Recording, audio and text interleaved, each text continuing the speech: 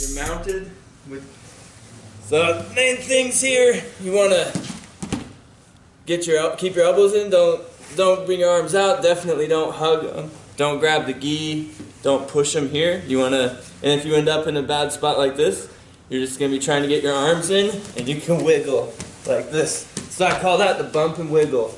Another thing is you don't want to cross your hands too much because they might reach under your head and put you in the who's your daddy. And the other thing, if he's like grapevining your legs, you can straighten your leg, step across, and try to push his feet off, and then you can hide your feet here.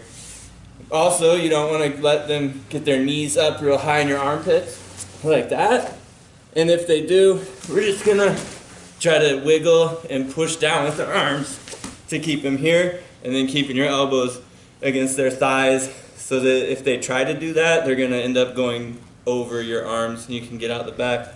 So that's what you want to be doing in mount, is not letting your arms and neck get isolated, keep your hands in between, and if you're getting messed up, he's getting an arm or whatever, you just bump and wiggle and try to bring your arms back in.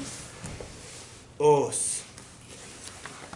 Alright, trap and roll escape. So a lot of people, when I first started, they would teach us that the guy is like sitting on you like this, and they're like, oh, you bump them or grab them and pull them forward. And so basically the way that this was taught a long time ago was really crazy. But people think it didn't work, but it does work. If they grab you, they've already isolated their arm, so all you have to do is keep them from getting it back. So you could just grab their hand and block their foot, and then take your hips a little bit to the side, and then bump them over. So the trap and roll, it works, but you just got to do it at the right time. Alright, now I'm going to shrimp to recover guard, and this works real good if they're getting loosey-goosey on you and you go for like a trap and roll and they spread out. They're going to have to make space and get light on you. So we're going to, with one leg, push our butt into the leg and make a space here. And I'm going to bring my bottom leg through.